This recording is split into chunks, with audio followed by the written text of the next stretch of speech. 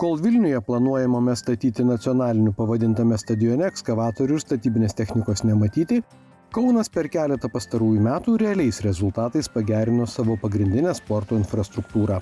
Ledo arena, Žalgirio salos baseinas, rekonstruota legendinė sporto halė, o Dariaus ir Girėno stadione ankstyvą pavasarį vykusių mūsų šalies ir Gibraltaro atstovų rungtynių jau nebelydėjo skandalingos antraštės apie aikštės kokybę. Jeigu nešildoma vėja, tai tikriausiai nebūtume turėję taip anksti sezono pradžios.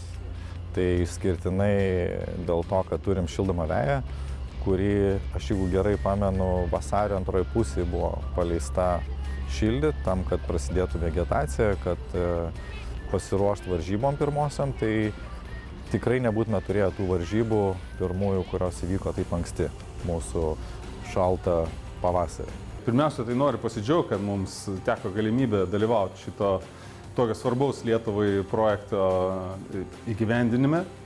Ir mūsų komanda padėjo suprojektuoti šitam stadionui vėjos šildymo sistemą.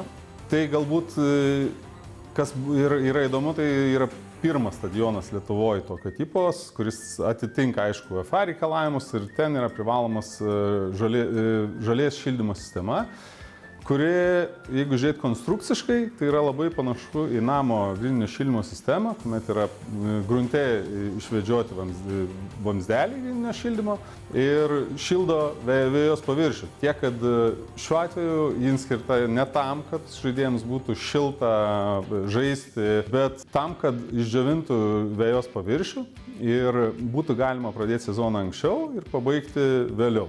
Ir aišku, kitas nemažiau svarbus aspektas, tai kad tokia sistema padeda apsaugoti žaidėjus nuo traumų susidarimo.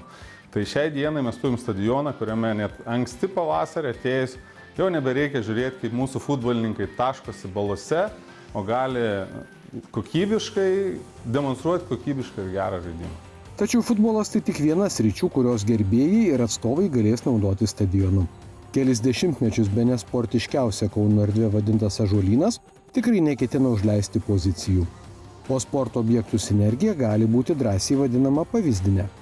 Kai operatoriaus konkursą skelbėm, kas valdys stadioną ir Kauno sporto halę, mes nuo projektavimo pradžios jau matėm kaip vieną objektą, o ne kad du atskiri objektai ir du atskiri operatoriai turėtų būti, nes tai tiesiog išplečia galimybių ribas, organizuojant įvairius renginius, o mes to ir siekiam, kad šita vieta visą laiką būtų gyva. Jau paaiškėjus stadiono koncesininkui papildomų darbų turės ir architektai. Nauji pokyčiai padės užtikrinti žiūrovams dar daugiau komforto. Dalis idėjų nugulė į koncesijos sutartį.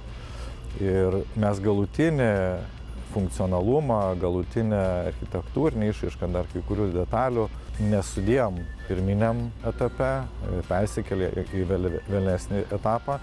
Tai dabar su koncesininko pagalba tikimės išbaigti pilnai stadioną, su jo pasikeitimais dar geresniam funkcionalumui, nes operatorius naujasis turi savo komentarų, savo vizijų, tai bandom tą suderinti savo architektūrinę idėją.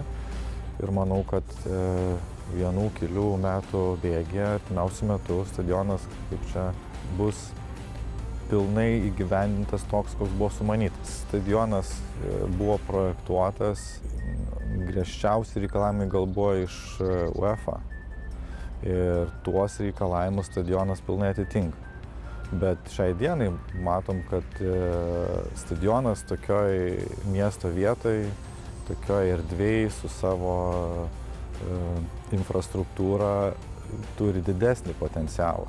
Koncertai ir kitokios galbūt šventės, tai su tuo susiję galbūt šiek tiek didesni srautai, kur gali būti iššūkių, bet tiek, kiek tikrinom skaičiavimais su kolegom, su operatorium, tai tikrai šios erdvės potencialas dar nėra išnaudotas tiek, kiek galėtų būti. Nieko nebūna gyvenime, kaip planuoja, visą laiką atsiranda iššūkių, bet atmetus tos iššūkius, kurie neišvengiami yra, tai aš manau visa Lietuva džiaugiasi, kad yra stadionas, į kurį negėda atvežti ir kitų valstybių futbolo rinktinės, kad atvažiuoja dabar jau ne tik iš Lietuvos, bet ir iš kitų šalių žmonės į Kauną.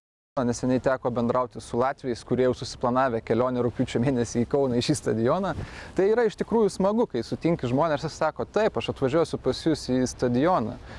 Ir tuo pačiu dar aplankys ir miestą, ir barus, ir visą kitą. Tai ta pridėtinė vertė, jinai yra iš tikrųjų didelė, nes, investavai į stadioną, bet jisai tada traukia žmonės į renginius, į veiklas ir iš to miestas gyvena. Miestas tada būna pilnas žmonių ir gyvybės.